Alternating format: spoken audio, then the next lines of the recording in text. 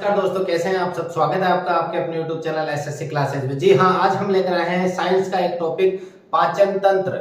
मनुष्य के अंदर पोषण का एक महत्वपूर्ण टॉपिक होता है साइंस के अंदर, जो विभिन्न प्रकार के कंपटीशन एग्जाम में पूछा जाता है। तो आज उसी का हम पूरा सॉल्यूशन लेकर रहेंगे एक चित्र के द्वारा। इस तरीके का शायद ही आपने आज से पहले पढ़ा होगा। सबसे पहले अगर बात करें तो पाचन किसे कहते हैं। सबसे पहले अगर मैं बात करूं तो पाचन किसे कहेंगे। पाचन जैसे कि बात करते हैं, पाचन की परिभाषा क्या होती है। किसी भी चीज को पढ़ने से पहले अगर मैं बात करें तो वो चीज होती क्या है। जैसे कि अपन खाना खाते हैं, मान लिया कि एक ग्रास लिया, अपन ने क्या लिया है, ग्रास लिया है, यानी कि रोटी का एक टुकड़ा लिया है। वो अगर छोटे छोटे टुकड़ों में टूट गया, अंदर जाकर के अगर वो छोटे छोटे टुकड़ों में टूट गया, इसी पूरी प्रक्रिया को क्या कहते हैं, पाचन कहते हैं। इसी पूरी प्रक्रिया को क्या कहेंगे, पाचन कहेंगे। यानी कि भोजन के जटिल अणुओं का जटिल अणुओं का किसमें टूटना, सरल अणुओं में टूटना ही क्या कहलाता है, पाचन कहलाता है। भोजन के जटिल अणुओं का सरल अणुओं में टूटना ही क्या कहलाएगा, आपके पाचन कहलाएगा। अब देखिएगा, ये पाचन तंत्र का पूरा मैंने चित्र बना रखा है। कौन कौन से अंग अपने पाचन तंत्र में काम आएंगे, कौन से नहीं आएंगे,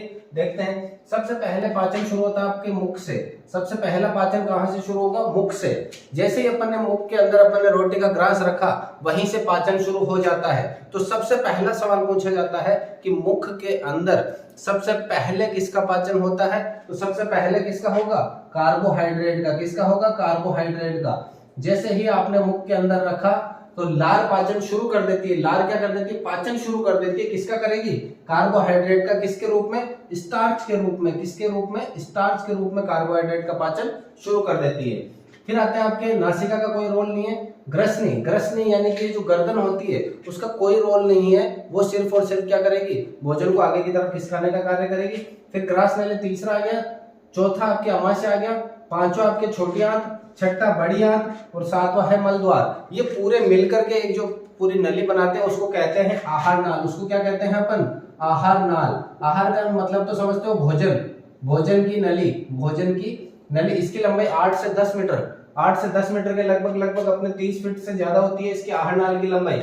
मुख के यहां से लेकर के ये जो पूरी प्रक्रिया एक नली के द्वारा जो चल रही है उसको कहते हैं आहार नाल। अब अपन शुरू करते हैं मुख से। इसके विभिन्न प्रकारों के बारे में सवाल कहां से पूछे जाते हैं। सबसे पहले अगर मैं बात करूं मुख की, मुख के अंदर एक जोड़ी होंठ होते हैं, एक जोड़ी ऊपर और नीचे वाला। इसका काम सिर्फ इतना सा होगा, भोजन को पकड़ने का कार्य। किसको, भोजन को पकड़ने का कार्य करेगा। ये सिर्फ और सिर्फ भोजन को पकड़ने का कार्य करेगा, उसके अलावा कुछ भी नहीं। इसका कोई सवाल नहीं बनता है। सवाल इंपॉर्टेंट यहां से बनते हैं दांत के। मनुष्य के अंदर कौन से दांत की व्यवस्था पाई जाती है। सबसे पहला सवाल, द्विबार दंती अवस्था पाई जाती है। द्विबार दंती किसे कहते हैं, दो प्रकार के दांत आते हैं, एक तो स्थायी होते हैं और एक दांत होते हैं अपने अस्थायी। मनुष्य के अंदर टोटल दांत कितने होते हैं, 32 में से स्थायी हो गए आपके 12 और अस्थायी हो गए आपके 20। ये जो अस्थायी का मतलब है, ये एक बार के लिए 8 वर्ष की उम्र के बाद में टूटना शुरू हो जाते हैं और कुछ समय तक टूटते हैं, फिर नए आ जाते हैं। यानी स्थायी तो वो हो गए जो एक बार आगे वो कभी नहीं टूटेंगे। अस्थायी मतलब वो टूटकर वापस आ जाते हैं। फिर सबसे इंपॉर्टेंट अपने आते हैं कि दांत कितने प्रकार के होते हैं। कई दफा एग्जाम में पूछा जाता है। दांत 4 प्रकार के होते हैं। कितने प्रकार के, 4 प्रकार के। कौन कौन से, सबसे पहले बात करें कृतंक, फिर दूसरा आता रत्नक, तीसरा आता आपके अग्र चवर्णक, चौथा आता आपके चवर्णक। 4 प्रकार के दांत पूछे जाते हैं, कृतंक, रत्नक, अग्र चवर्णक, रत्नक। देखो, इन दांतों के बारे में सीधी सी पहला तो इनका होता है कि कौन सा दांत क्या कार्य करता है। उसके अलावा इनकी संख्या पूछी जाती है। तो जब भी संख्या पूछे तो आपको सीधा से याद रखना 42, 46।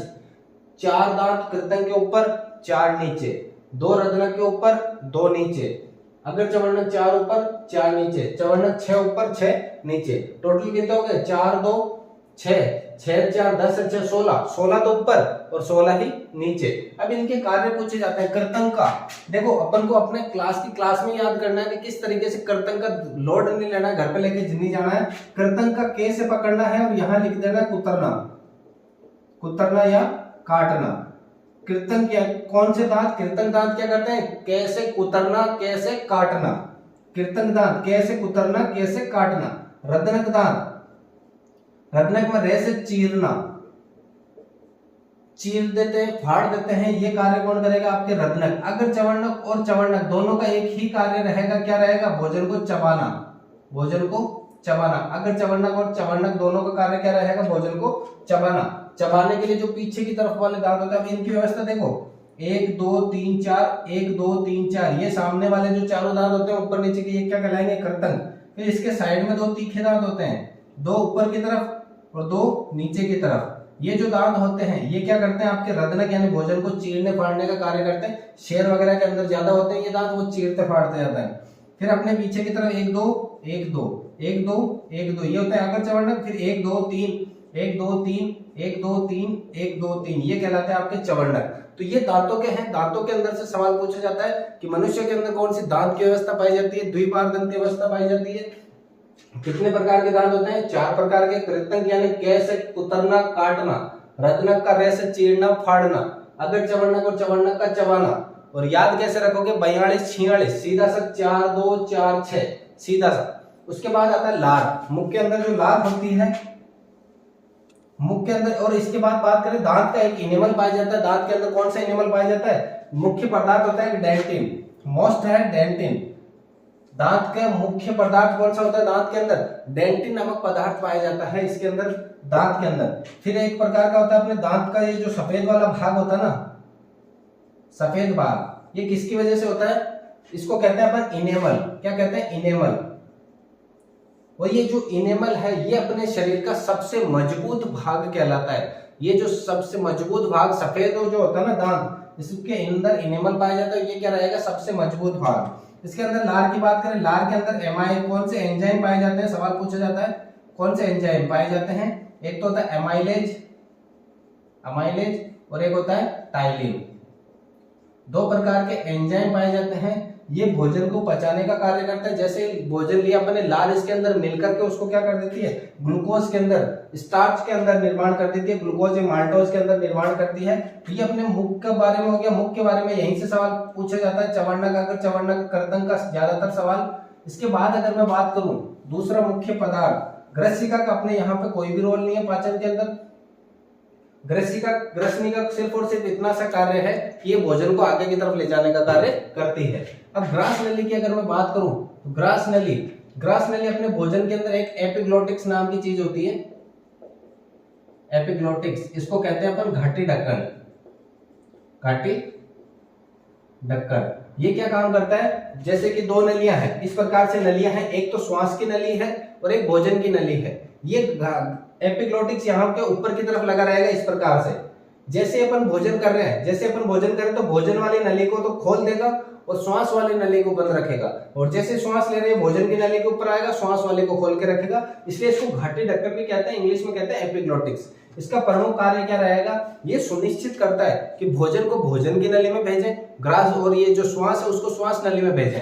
अगर कई बार अपन जल्दबाजी करते हैं, जल्दी जल्दी खाना खाने की कोशिश करते हैं, तो कई बार अपन को क्या कहते हैं, असलूंग वगैरह आती है जब अपन पानी पीते हैं। क्यों पीते हैं, क्योंकि ये जो ग्रास है, जो अपन ने ग्रास लिया था ना भोजन का टुकड़ा, ये ग्रास क्या हो गया, श्वास वाली नली में जाके अटक गया। तो अपन पानी पीते हैं, जैसे ये हाथों हाथ निकल के ग्रास नली में चला जाता है। ये पूरी प्रक्रिया कौन निर्माण करता है, एपिग्लोटिक्स। फिर इसके बाद बात करते हैं अमाशय की। अमाशय का आकार होता है जे आकार का। किस प्रकार का आकार होता है, जे आकार का। जे प्रकार का आकार होगा, ये 1.5 लीटर आहार को एकत्रित करता है, 1.5 लीटर आहार अपने अंदर रखता है। इसमें से एक अम्ल निकलता है HCl। कौन सा अम्ल निकलता है, HCl। इसकी मात्रा अगर ज्यादा हो गई तो अपन को कौन सा, इसकी अगर मात्रा ज्यादा हो गई तो इसको कहते हैं एसिडिटी। HCl अम्ल की मात्रा ज्यादा होने पर हमें कौन सा रोग हो जाता है, एसिडिटी, खट्टी खट्टी डकार आने लग जाती है। ये कौन सा अम्ल है, हाइड्रोक्लोरिक अम्ल। हाइड्रोक्लोरिक अम्ल। अभी अम्ल की मात्रा ज्यादा हो गई तो अपन ने पढ़ा अम्ल क्षार लवण के अंदर, अगर अम्ल ज्यादा हो गया तो उसको कम करने के लिए अपन क्या लेते हैं, क्षार लेते हैं। और वो अपन क्षार किस रूप में लेते हैं, इनो के रूप में। इनो के अंदर क्या होता है, MgOH2, magnesium hydroxide. Magnesium hydroxide को अपन कहते हैं milk of magnesia. Milk of magnesia. देखिएगा जैसे अपने एसिडिटी हुई, खट्टी खट्टी डकार आने लगी, अमाशय के अंदर HCl अम्ल की मात्रा ज्यादा हो गई, अब खट्टी डकार आ रही है तो अपन क्या करते हैं, इनो लेते हैं। इनो के अंदर क्या होता है, magnesium hydroxide, milk of magnesia भी बोलते हैं। ये जैसे ही पेट के अंदर जाएगा, हाथों हाथ तभी तो आपने एड में सुना होगा काम शुरू सिर्फ 6 सेकंड में, क्योंकि ये प्रक्रिया कितने बहुत ही जल्दी नैनो सेकंडों में पूरी हो जाती है और जो एसिडिटी आ जाती है अपन को खट्टे डकार होते हैं वो बंद हो जाती है। इसके बाद बात करें यकृत की। हमारे शरीर की सबसे बड़ी रसायनशाला, इसको कहते हैं यकृत को रसायनशाला, प्रयोगशाला भी कह सकते हैं। हमारे शरीर की सबसे बड़ी ग्रंथि भी कह सकते हैं। सवाल सीधा सा पूछा जाता है, सबसे बड़ी ग्रंथि कौन है? सबसे बड़ी ग्रंथि यकृत। इसको कहा जाता है रसायनशाला, यानी अपने शरीर की जितने भी प्रैक्टिकल हो रहे हैं वो सब किसके अंदर हो रहे हैं? यकृत के अंदर। यकृत के अंदर एक और थैली पाई जाती है जिसको कहते हैं पित्ताशय की थैली या पित्त की थैली। इसके अंदर पीत लवण का स्त्रावन होता है। किसका स्त्रावन होता है? पीत लवण का। पीत लवणों का स्त्रावन होता है। फिर इसके साथ में एक जुड़ी होती है, ये जो यकृत है ना थोड़ा सा बाईं तरफ भी निकला हुआ रहेगा, ये जो पार्ट है ना ये क्या कहलाएगा? यकृत ही कहलाएगा एक तरह से। फिर अग्नाशय की बात करें, अग्नाशय का इंपॉर्टेंट रोल है अपने अंदर। कौन सा हार्मोन निकालता है? Insulin hormone. इंसुलिन हार्मोन निकालता है कौन? अग्नाशय। अगर इसकी कमी या अधिकता हो तो हमें डायबिटीज हो जाता है, उसको मधुमेह भी कहते हैं हिंदी में, डायबिटीज रोग होना। इंसुलिन की कमी की वजह से डायबिटीज रोग हो जाता है, या अधिकता की वजह से भी हो जाता है। कई बार जो अग्नाशय है वो अपना काम सही से नहीं कर पाता है, नहीं कर पाएगा तो इंसुलिन की कमी हो जाएगी, व्यक्ति को डायबिटीज या मधुमेह रोग हो जाएगा। उसको पूरी करने के लिए व्यक्ति को हर 15 दिन, 1 महीने, 6 महीने से डॉक्टर की सलाह के अनुसार इंसुलिन के क्या लगाए जाते हैं? इंजेक्शन यानी टीके लगाए जाते हैं। फिर यकृत के द्वारा और अग्नाशय के द्वारा जो भी रस स्त्रावित हो रहा है वो रस कहाँ मिलेगा? आपके छोटी आंत को मिलेगा। किसको मिलेगा? छोटी आंत को मिलेगा। छोटी आंत, देखो नाम छोटा है लेकिन हमारे शरीर का सबसे ज्यादा पाचन कौन करेगा? छोटी आंत करेगी। सबसे ज्यादा पाचन कौन करेगा? छोटी आंत। छोटी आंत नाम छोटा है, ध्यान रखना, नाम छोटा है लेकिन सबसे ज्यादा पाचन। सवाल सीधा सीधा पूछा जाता है, सबसे ज्यादा पाचन कौन करता है? सबसे ज्यादा पाचन हमारे शरीर का सबसे ज्यादा पाचन कौन करेगा? छोटी आंत करेगी। नाम छोटा है लेकिन क्या करेगी? अब सबसे ज्यादा पाचन। इसके अलग अलग पार्ट पाले जाते हैं। एक तो ग्रहणी, शुद्रांत। अगर शुद्रांत, ये 3-4 नाम है इसके। सबसे बड़ा अंग है अपने शरीर की, सबसे बड़ी नली है। नाम जरूर छोटा है लेकिन ये सबसे बड़ी है, इसलिए सबसे बड़ी है तो भोजन का सर्वाधिक पाचन भी कौन करेगी? छोटी आंत। अब छोटी आंत में भी पूरा भोजन पाचन हो गया लेकिन कुछ एक ऐसा भोजन बच गया जिसका पाचन कहीं पर भी नहीं हो रहा, उसका पाचन कौन करेगी? बड़ी आंत। कौन से पाचन करेगी? बड़ी आंत। देखो सीधा सा सवाल पूछा जाता है कि बड़ी आंत द्वारा पाचित कौन कौन से पदार्थ है? एक तो लवण हो गया अपना, लवण व जल का पाचन कौन करेगा? आपके छोटी आंत करे, बड़ी आंत करेगी, सॉरी बड़ी आंत। लवण व जल का। अब लवण भी पाचित हो गया, जल भी पाचित हो गया, प्रोटीन, विटामिन सबका पाचन हो गया। फिर भी कुछ ऐसा भोजन बच गया जो अपने किसी काम का नहीं है, उसको मल द्वार के रास्ते से बाहर निकाल दिया जाता है। उसको किसके द्वारा? मल द्वार के रास्ते से सीधा सा बाहर निकाल दिया जाता है। ये अपनी पूरी पाचन की प्रक्रिया है। इसके अलावा कहीं से भी आपके सवाल बाहर नहीं जाने वाला। ये पूरा का पूरा डायग्राम है। इसके नोट्स आपको पीडीएफ के अंदर मिल जाएंगे, आपको हमारे टेलीग्राम चैनल पे मिल जाएंगे।